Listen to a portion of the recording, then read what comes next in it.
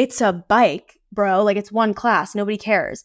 It escalated so fast, and I had already lied. So, like, it was too late for me to go back and be like, well, so actually it was. Now that the law is getting involved, it actually was me. So I just, like, doubled the fuck down. She said, what? How could they do something like that? Are you serious? What a thirsty MFer. Not good. She's absolutely dead to me. That's because she died. I'm Sterling Mulberry. And I'm Blair Payton. And welcome to Bad Behavior, a morally questionable podcast where two unqualified friends, two unhinged comedians, determine once and for all what is good and what is bad. Hello, and welcome to Bad Behavior. I'm Blair Payton. And I'm Sterling Mulberry. In each episode of the podcast, a guest shares a morally questionable story, and we decide if they were in the right or the wrong. Well, Sterling, you want to hear what's right? What? I got a brand new rug.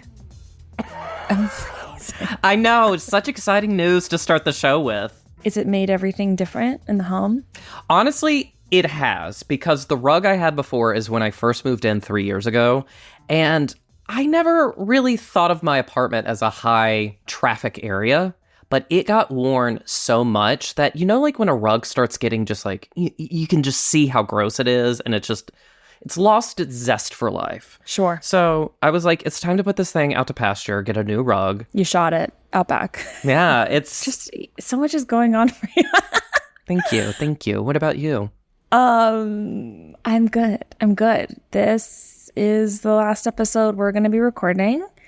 Well, I'm in my 20s. Well, good long pause. Okay, I was like trying to figure out where this was going. No, I turned 30 in T-minus 4 days, so that's kind of interesting.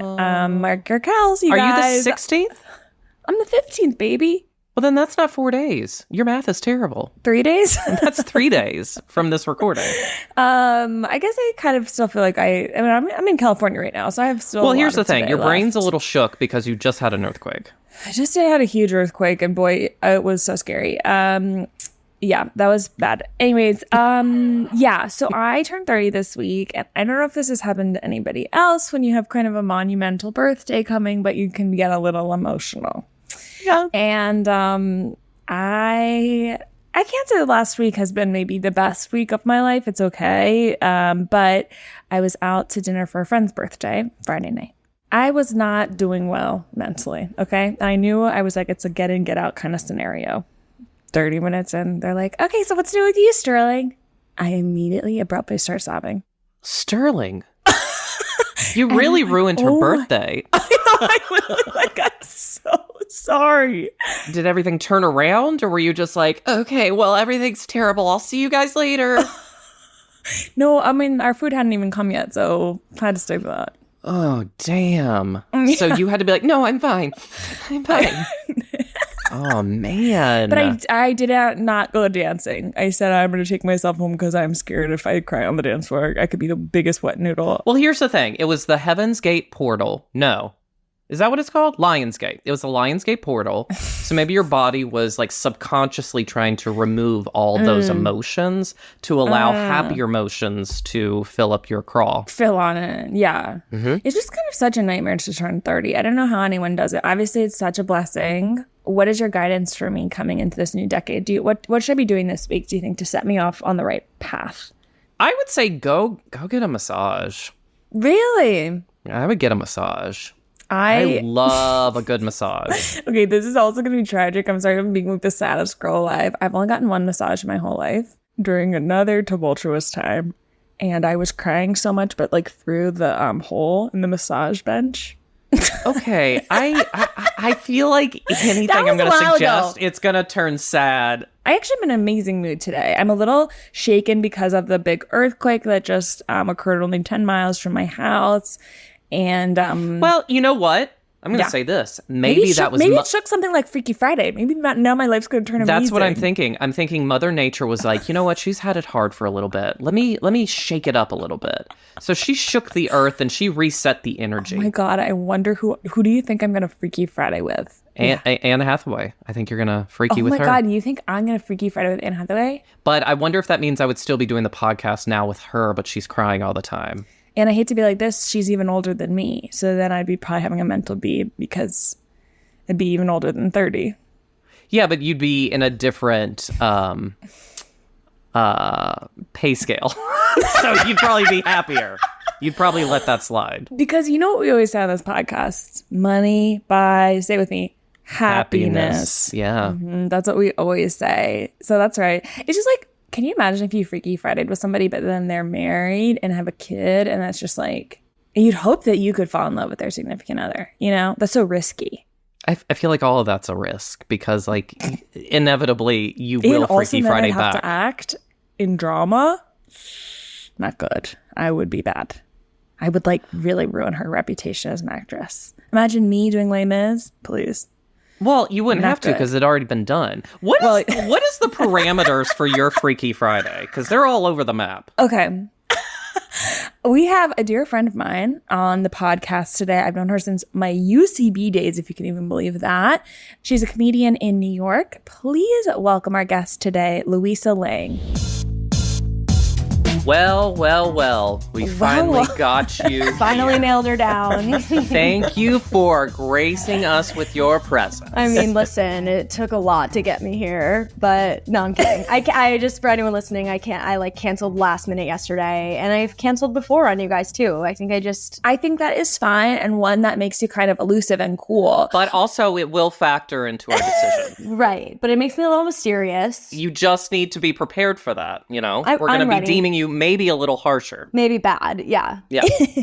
Okay, wait. So Luisa, how are you? How's it going? Kind of for listeners, we've known each other since what? The year 2016, 2017? I can't recall. But we met in a famous UCB class. Yes. So we practiced the art of improv, you could say, together. You were so good at it. I remember that. And I was so I don't know about that. I bad. Can't say I was that good. Okay, well, you know what? You were better than me. And that's like one of my favorite stories to tell people. They're like, oh, how'd you get into comedy? I'm like, well, I like knew I was funny, and I was like, let me try improv. And I was so fucking bad. Dude, I was so bad at it. It's not in the sense that like you would remember, because it's like everyone's just, I don't like, thinking remember about you themselves. being bad.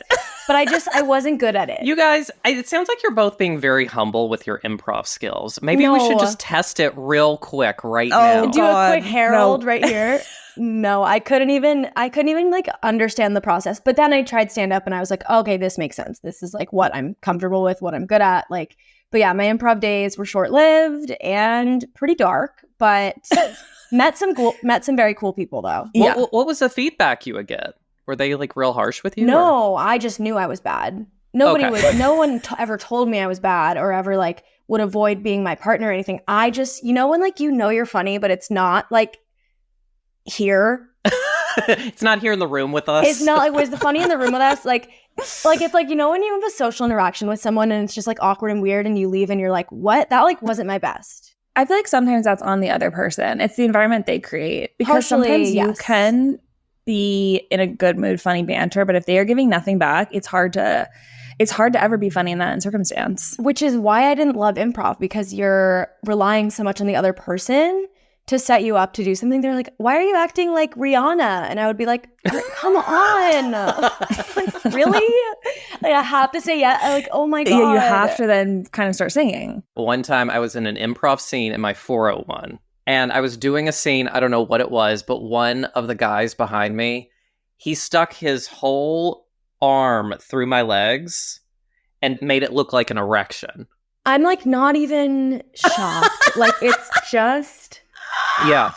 I actually have chills on my arms, like at just... Ugh. Okay, so here we are, and where are you? Are you zooming in from New York City or another location? I'm zooming in from Cape Cod. I'm here with my parents. Amazing. Having time of my life. I'm so relaxed. I am working remote. I really, though, feel stressed when I'm not in New York because I'm not doing any stand-up. But at the same time, I do love that feeling of doing whatever I want and just like going to bed at 9. Now, are you going to try and find some like stand-up locations in Cape Cod to just like... No, people always ask me that, and I'm like, when I'm here, I'm not interested. I really should. This is why I'll never be successful, because I'm like lazy. No, I feel like you are hitting the talent in a way that I'm astounded by. Like, I am like, she is hustling and working so hard, so you should go on vacation. Thank you for saying that. I know a plethora of stand-ups who, when like, if I go out to eat with them and we're just, having a good time and then the waitress comes, sometimes they'll be a little performative with the waitress. Yes, I know exactly what you're talking about. I don't do it, but I feel that hanging out with stand-ups can be a little stressful because you're like, can we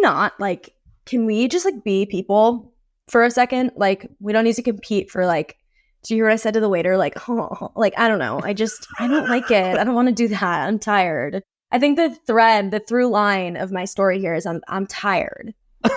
No, literally, of course. Okay, well, I have one announcement to make to you guys. I told Blair before we started recording I found a hack that I found last night, and I feel like I have to alert you guys to. But then two, I have kind of a question, but piggybacking on my hack I found. Okay, one, if you feel okay, I followed most of that. I did follow. I'm Okay, here. cool. Yeah. Okay, so I live in the city of Los Angeles. I'm unfortunately always scrolling TikTok, seeing little hacks. And I don't know if you've seen this, and I don't even know if you're single, but if you have single friends, a new hack has just hit the scene for love, and it is this. Okay. New hack just dropped? A new hack just dropped. Okay. You change age range preferences to 75 to 85. But then you say, not a deal breaker. Okay. Because I had a strict age range, and I said deal breaker if it was outside. Me too. That's what I do. Yeah. It messes up the algorithm. All of a sudden, because it like calibrates your age range really high of like, oh, I guess like now in your rose jail would be like 70-year-olds. You then get all of the hot guys that they've been keeping from you. Okay. Try this one. It honestly worked, I would say, 1,000 Are you times. bragging because you have like 13 new loves right now? Yeah, I'm so jealous. But here's my kind of question to piggyback, Luisa, off of whatever dating Hinge hacks. Try it out. Let me know. Text me how it goes. Okay. I'm going to. Yeah. How do you navigate in the waters of being able to be seen? Maybe if somebody is stalking you to research you before a date, are you kind of coming into contact with like how? I don't know. I get very like embarrassed that I'm like, just please don't watch my Instagram reels. Well, I go back and forth where I'm like, okay, let's try a phase where I don't tell them I do stand up, and like I don't let them find me. Like I'm just gonna let them think that I'm just like a girl about town working in marketing. Like I'm so like whatever, nothing to see here. And then eventually you have to tell them anyways. So they're gonna find out, So I do feel like in some ways it's better to just get it out of the way and like have them look before. And if they're not into it, they're not gonna be. Do you know what I mean? Have you had a situation where you had to tell someone you were a stand-up? No, it's like I sometimes will. I'm like I act like I'm telling them I like have a child, and they're like, "Okay, what?" I'm like, "I just like have to tell you something. There's something about me you don't know." They're like, "Okay, like you do stand up. Like what the fuck are you talking about?" So I think that I make it more of a big deal than it really is. I genuinely think that a lot of guys don't want to date a female comedian. Or like, I don't know, I think it's like intimidating and weird. And famously, Nikki Glaser says the same thing. It's not famously, but she told me this once, that she's like, I am 40 years old and I've struggled so hard to find a relationship because I'm loud and I can command a room. And I'm like, those are more like masculine qualities historically, like on an anthropological level. Like in that sense, I think it's just taking me longer to find the right person. Well, now you have this new hack from Hinge. I mean, listen. Wait, now you have a new hack. You guys, you're gonna... So the tides are about to turn. No, the next time you talk to me, I'm going to be like, wait, I found an amazing guy. You're going to be like, He's I'm engaged 80. to 5 people. He's 85. Yeah, you're going to be like, he's 80. I know. You're like, that was not the hack, honey. Like, that wasn't the point. I'm like, wait, you're so right. 80 to 90 age range, that's where it's at. You post amazing little videos online. Oh my God, make me thank laugh, you laugh, so laugh, much. laugh. So do you. And you have had some amazing viral moments, I would say, with a lot of your like, what would you even say, like song parodying kind of? Yeah, like how would you describe it to listeners? Like how a song was written. Yes, parodying kind of like the way a song sounds, just like and kind of like deconstructing that. Yeah, imagining like what went through an artist's head when they like wrote a song. Yeah. And I feel like you have then gotten some responses from musicians. So Matchbox 20 filmed a video of them watching it. Oh yeah, and posted it. That was like the most like acknowledged. Like that was the highest level of acknowledgement. Like they set up a camera in front of them and they filmed them watching my video and like laughing. And then they did a whole explainer on like, why did we sing it like that? Oh, it's so funny, like blah, blah, blah. What was going through your mind when you saw them watching you? I was like, wait, me? I was like, what? And honestly, what was going through my mind is fuck you to my followers, because a lot of times when I post those, not my followers, but my haters, because sometimes I post those and people will be like, this song was written about his dead mom. Like, how dare you? Oh, and that was one of the ones that was specifically getting a lot of heat, because people were commenting being like, he wrote this about his mom who died. And like, how dare you? Which song was it? 3 a.m. It's 3 a.m. almost been yeah. So I'm like, I don't do research before I do this. I heard the song and it was funny. Like, that's not my vibe. I am. You think I am like doing my due diligence before I post to millions of people? No. So, and then like, obviously you try not to let comments get to you, but you're like, fuck, is that offensive? Am I like a dick? And then the artist himself posted it cracking up. And I was like, I knew that this was funny. Like, come on. Did you at least comment and say sorry about your dead mom? No, I actually didn't. I might do that tonight. I might go way back. It's like 2 years ago, I'm like, hey, oh, by the way, asterisks. I'm like, sorry. I'm so sorry. I heard this was written about your dead mom.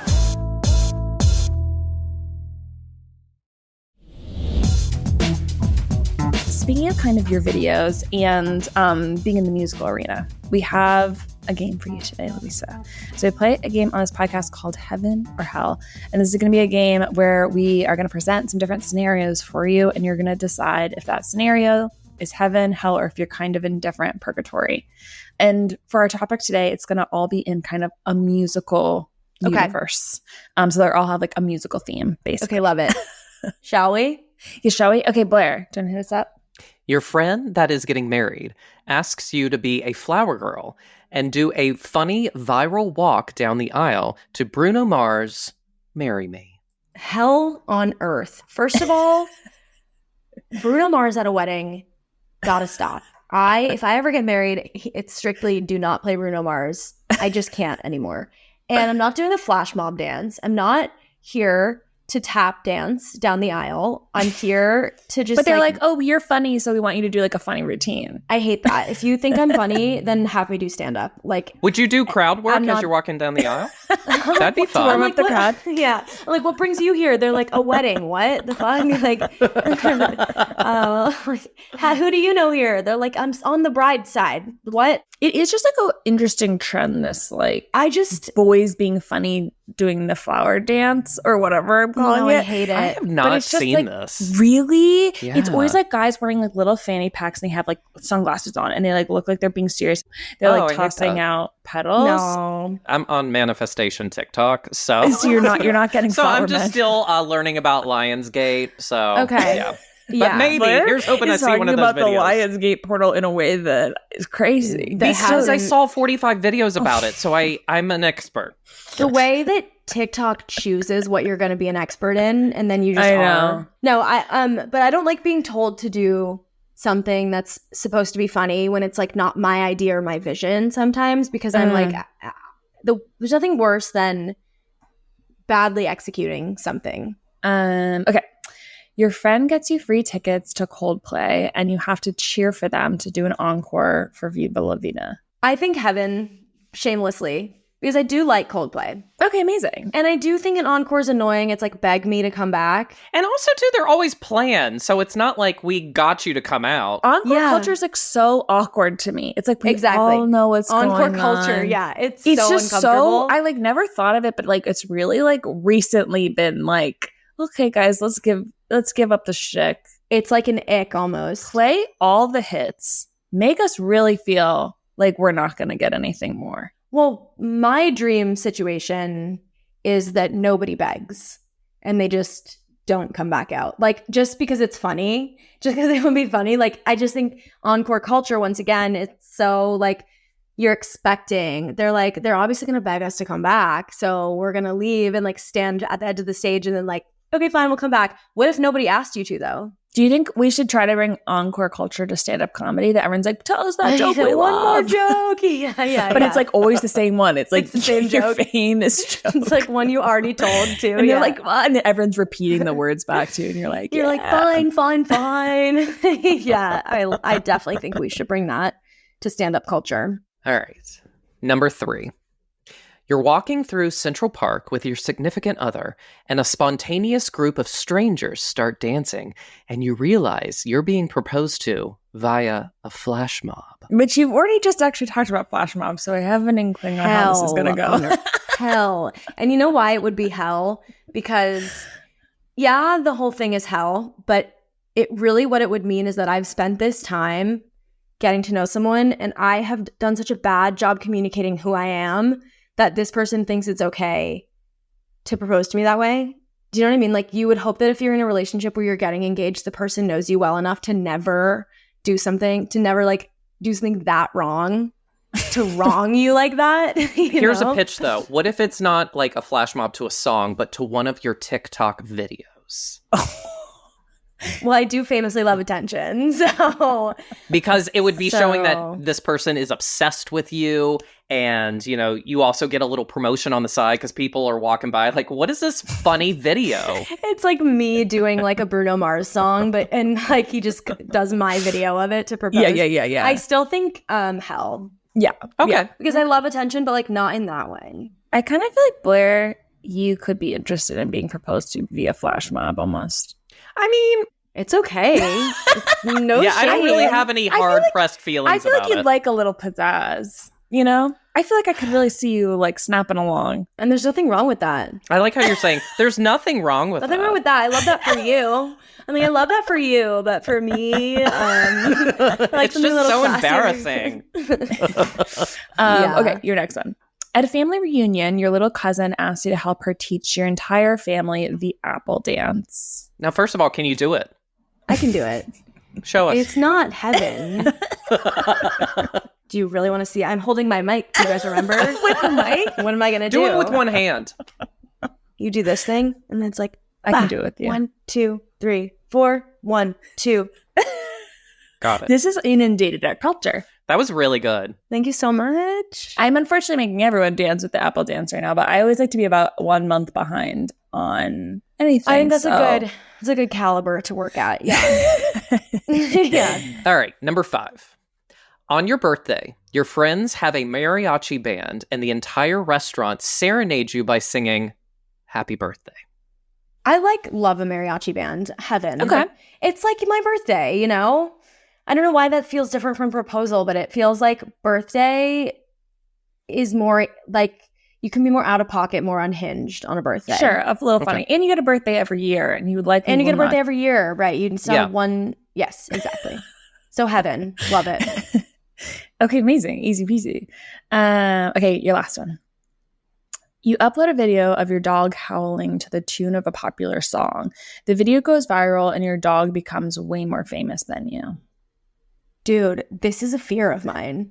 I'm like, keep this girl out away from the camera because she is gonna get famous. Honestly, heaven, because I would make money off of her and exploit her in that sense. Yeah, right. So you'd be like a Kris Jenner to a dog. Oh, 100%. I would go full momager. You know, it's like I can't decide because she could help me then rise to fame. Do you know what I mean? Mm-hmm, right. An unexpected. I guess I just think of like if she becomes like so famous, she's like, I hate to be like this. Who is that cat that was like Stinky Cat? Or like not Stinky Cat, but like Grumpy Cat.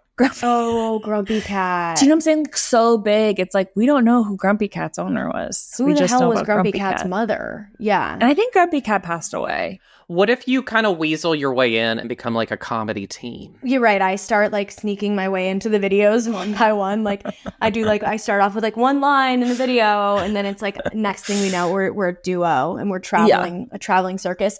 That I'd be fine with. Okay. How do you have a dog in New York City? Like, how does that work? Are they so dirty all the time? That was my fear. No, so my dog is so tiny and she like doesn't really have fur. She's like low-key bald. Like she just has really short fur and she doesn't like to go outside.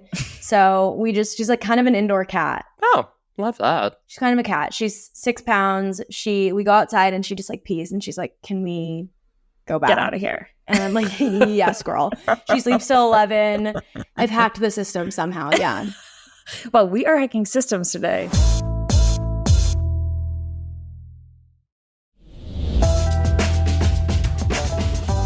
So, Luisa, we've come to the portion of the podcast where you have a story where it's hard to tell if you were in the right or the wrong, that Blair and I are going to be deciding, because we're etiquette experts, if you exhibited good or bad behavior. So whenever you're ready, launch on in. Okay. So my first year in New York, 2016, I moved to New York. I had no real job. I knew I wanted to do comedy in some way. And I had to I was PAing, and then I also had to make other money on the side. So I got a job at SoulCycle. And this was the fucking 2016 SoulCycle. It was like the hype. There needs to be a cult documentary about it. Mm-hmm. And I never drank the Kool-Aid. I would take the classes because I got them for free. Were you kind of reception, or where were you working in the SoulCycle? I was at the front. So I was cleaning shoes and checking people into their bikes and being enjoy your class. Oh, here's a water. Just so lame. Not a great job, but it was fun for the time being. And but it was very culty, very oh my God, soul people are the best people. And I never bought into that. And it was really a whole culture around it. And there was this one instructor who had a truly frightening cult following. They would book his classes maybe weeks in advance, and they would purposely book the front row. The front row would fill up so that all of his disciples, his best people, were in the front bikes. And it was a status thing. If you were in the front row, you were the most fit. You were one of his favorites. You were the richest. It just was a status thing. Everybody who's in the front, oh, you're in his front row. She's always in his front row. Yeah, she always gets his front row. Whatever. It was a whole thing. And was this guy very charismatic and? Yeah, and very hot and famous. That'll do it. He's a model now. He's. Do I know who this instructor is actually? Is he kind of famous now? Yeah, I can just tell you guys. It was Akin. His class was different from every other class too. He was way more intense. It was way harder. If you were in the front row, if you were not on beat, he'd be sit down, in the back. He would tell you to sit down. And be just don't do it till you're ready. And you'd be fuck, okay. So this one time, this woman was in the front row. She was booked for the front row, and I went into the system, and I just fucked something up and accidentally moved her out of the first row. And she called the studio and was and by the way, there's a wait list for the front row. So if somebody gets moved out of it, someone's going in to take that spot. So I accidentally moved her out without really realizing it, or I kind of realized it, and it was too late to fix it because someone already had slid into the seat, and I was whatever, it's just a spin class, who cares? Yeah. This woman calls and freaking out. She's threatening legal action. She's somebody moved. She's Okay. Somebody, yeah, right? She's somebody moved me out of the front row, and I will get my lawyers involved. And Sure, because who wouldn't? Yeah. And my boss is... It's Akin. I mean, listen. So first it happened, and they were does anyone know who did this? And I was no, I have no idea, knowing it was me. Yeah. And I was I have no idea. This is crazy. What? Yeah. And then I just continued about my life thinking it's a bike, bro. It's one class. Nobody cares.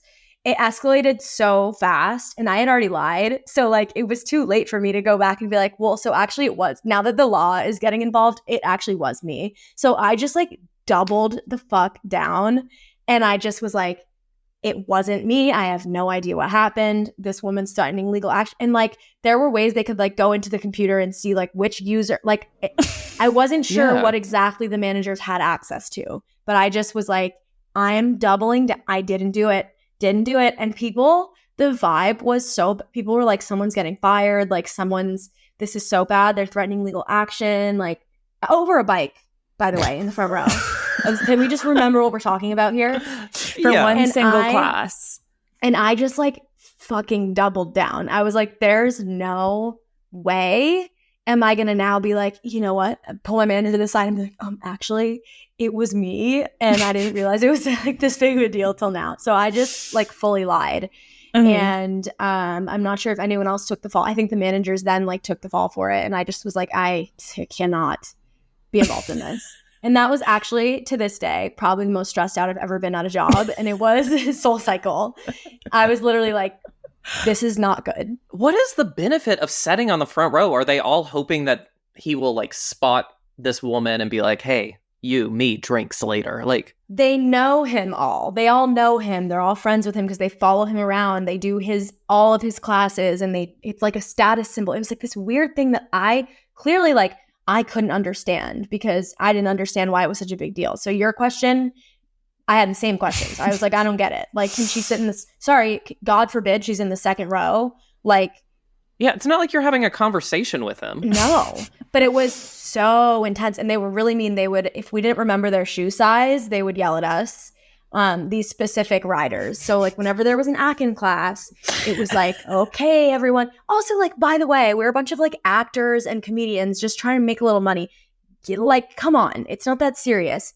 Like the front desk people, we're not strategists. Like, I'm not fucking like this isn't corporate. But so we were expected to like bend over backwards for these people because they really were like, because they were the disciples. I mean, they really were though. Like Akin was bringing so much money into SoulCycle, the company, that like it was kind of a silent, not written. It was just kind of like a spoken thing of like, we do whatever we need to do to make these customers happy. It escalated to layers and layers up, and I just like continued to lie, and I just lied till today is the first time I've ever talked about it. Wow. That's really brave of you to share your story. And you said you now are the CEO of SoulCycle. You were able to move your way all the way. And I am now the CEO and founder. Whoa. Sort of. Okay. Yeah. So this lie kind of got you to where you are today. I like lose my position. Now I lose everything after this podcast. We're one of those podcasts that have CEOs on, and we're like, how did you get where you are today? And you're like, I have a confession. Okay, so how long did you end up working at SoulCycle? And how long, like, when did this incident happen in your journey at SoulCycle? Like, how long had you been there? And then how long did you stay after? I was well into my journey. This was probably a year of working there. And I had become a key holder, which meant like I was holding a key to the building. I was like a trusted leader. I was not a manager, but I was not just any old bitch at the front desk. Okay. So a year in, this happened. And then how long did you stay after? Probably like 6 more months. And do you know if anyone did get fired from this, or just people took the blame? It ended up blowing over. And it was fine. But at the time, it was like, all right, there's this crazy woman on the phone and she wants to know like who did this. And she's really upset. And like my managers were my friends too. Aside from this little incident, how many mistakes would you say you were making regularly at SoulCycle? Not like really any. I mean, okay, because it's the kind of thing where it's a workout class. Like, okay, it's a mistake. It's like, okay. What was going on this particular day where you made a mistake? I think I was like really stressed about this class. Like the feeling in the air would change. We'd have like Sydney, this instructor would come in and she'd be like, yay, like so fun, Sydney's class. We'd be like, welcome to SoulCycle. Oh, do you want shoes and a water? Blah, blah, blah. Sydney's class would end and it would be like, it was like, we are not fucking around right now. And it was like, they're all coming and they want you to know their shoe sizes and they want you to know, do they want water or not? Like, you're supposed to remember all this stuff. And I just was like probably stressed. I was probably like thinking about some other shit that I had to get done. And I don't know what happened. My finger slipped and I moved her bike and then it was too late. And I was like, well, nobody's... And you couldn't have just swapped it back? No, because something happened. Like, I don't remember the exact details, but it was like, I didn't realize until it was too late. And then I was like, oh, I did that. Well, aside from the legal action, were you threatened in any other ways? Like with past class? Like, because it sounds like the clientele was coming in. They were very, expecting like, a lot. Were they physically threaten you when you didn't remember their was there any other physical threats? There were no other physical threats. And there were no other... No, it was mainly just like they were so rude to us. Okay. And then were you fearful? I was fearful because it was my first year in New York. I had no money. Like, if I lost my job there, not that it was able to pay my rent at all. I was doing that and I was PAing and I was doing a ton of like freelance, whatever. I was trying to make ends meet, but I was like, this is my one stable job. Like, this is my one paycheck that I can rely on coming in. So even though it was like $3 a week, I needed that $3. Yeah. Wow, So that's a low. That's low steep. that they only paid you $3 a week. No, but it was like really shitty pay. It was like something ridiculous. Yeah. No, totally, But totally. I still really needed it, and I was like new to the workforce. This was my first. I was like in, like I don't know. Are either of you from like the suburbs or something? Like Yeah, I'm from Virginia. yeah, so it's like you moved to New York City, and you're like, oh my yeah. God, I'm in New York City. I have like a job. I have a key to this building. Like You get diarrhea. thinking about I it get now, I'm like, who gives a shit? I would have like flipped them off and left. Like, just kidding. I still wouldn't do that now. I think the layer is, I mean, yes, it sounds like I was the same way when I first moved to New York, excited but scared. But like, I'm just wondering, because the clientele it sounds like they were ripped and working their asses off all the time, that if you just like slightly fuck up, they could like choke you out, Yeah. Because they're so built. They have so many muscles from the bike. Physically, Exactly. yes. And they have bike muscles. Yes. Like they were in shape, like more than anyone. They could crush your skull with their thighs. Physically, yes. And then also they were really rich because these are people who are spending money to go to SoulCycle 7 times a week, 8 times a week. A lot of them would take Atkins class 3 times a day. Like no, they had a lot of a lot of money. How can you do that physically? 3 SoulCycle classes a day? I guess I've never taken a SoulCycle class. They were crazy. I did 2 in a day once because it was free, and somebody was like, I'm doing a double. You want to do a double with me? I was like, yeah. I like actually I almost died. Like I was like, this is not happening ever again. So don't recommend it. But yeah, they're also just like rich. And this was in like the era of SoulCycle where that was like the place to be. Like if you're a rich, powerful person that wants to see and be seen and like get in shape in a way that's like trendy, you were there and you were at Atkins class. And like that company was huge back then. Is one of the reasons you took this job was so you could be seen? No, it was so that I could work out for free. Okay. And I didn't think any of these people could get you ahead in the industry. No, because I didn't know that was how it was till I started working there. And then I was like, wait a minute, Mr. Disney? Yeah. Akin is a very attractive gentleman. Gorgeous, yeah. Yeah. Now, were you maybe trying to show that, hey, I have some power, so I can fuck up with anyone? Maybe on some level you were like, I'm into this guy, and I want to be in his class front row. Like I was power tripping almost. Yeah. Maybe it was something you were trying to sabotage one woman so you could rise up in the ranks of bike riding. I like moved her out of the front row and put myself in. And they're like, who did this? I'm like, I have no idea. That is so weird. But you can't have an empty seat in Atkins class. That's another thing. So that's another thing. If there was an empty seat in the front row, we would get yelled at because it's like, why was this not filled? Whereas like, okay. and then like the instructor, like he would come and be like, sorry, why was nobody it was like our fault. It was just like, no one wanted to work out at this time. Every other instructor though, it was just like, yeah, whatever. I'm just happy to have people in my class. I'm like happy to be alive. Like this was just a whole nother level. It was crazy, man. I haven't even thought about it till like yesterday. I can see you shaking a little. Yeah, I'm like, ugh. Yeah. I'm like, it's no big deal. Ruined my life. It is a dramatic story, and it takes me back 8 years when I moved to New York. And that same fear. I worked at the Gap in the financial district. Okay. And you want to talk about the stakes were high, and you wouldn't think, but they probably were. Yeah. Yeah, like you have to make sure the entire sweater table is folded correctly, and you have one person come in and look for their size, and it's always on the bottom. And then they're like, nope, I don't like it. And then they throw it away. Then you have to do that folding. So much handwork, I know. So, and that's stressful because you want to get out on time. There's so many factors. You want to do a good job. Exactly. You want to, and be impressive. It sounds like you got caught up in the glamorous world of soul cycling. You saw the star. You had stars in your eyes. You're like, I've made it. If I don't take off in comedy, soul cycling. Yeah, if I don't sabotage this woman. Yeah. And, to make it in such a cutthroat game of soul cycling, you do have to kind of, fuck around with the seat schedule, Yeah, I guess. They're probably doing that in Hollywood. You know, someone made the seat schedule for the Oscars, and then front they're like, row of Hollywood. Come on. Yeah, the front row. Yeah, it's happening on the streets here every day. Yeah. I was preparing to someday make the seating arrangement for the Oscars, ultimately. Yeah.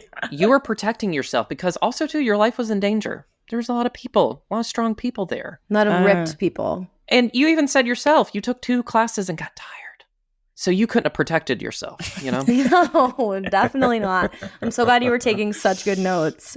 I'm gonna say good behavior, you know? Whoa. Okay.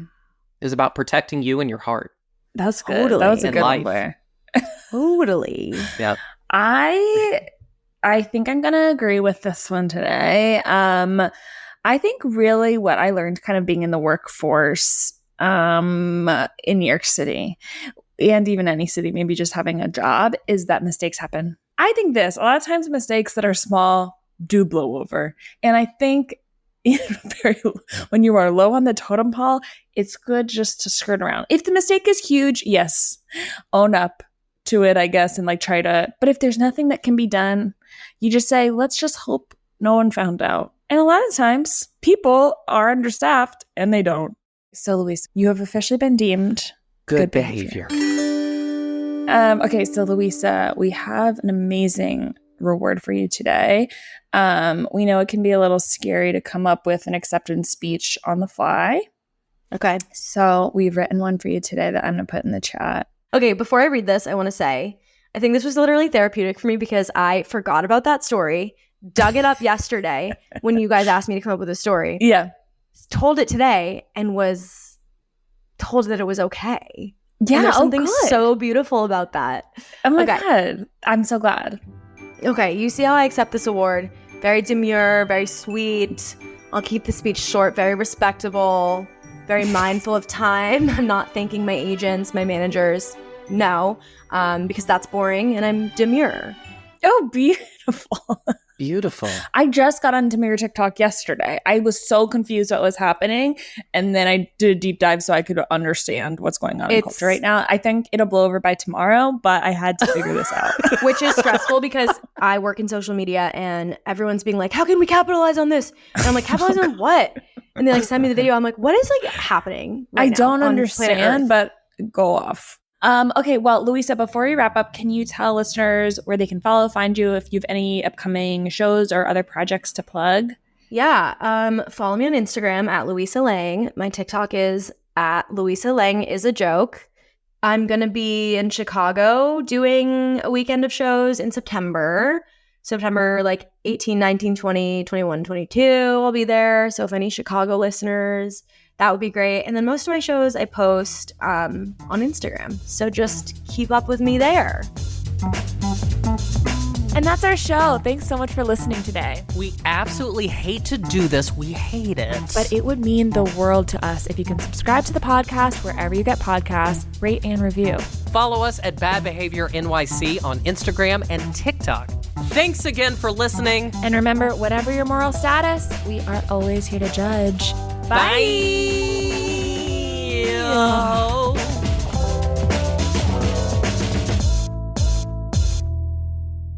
Do you think that was good?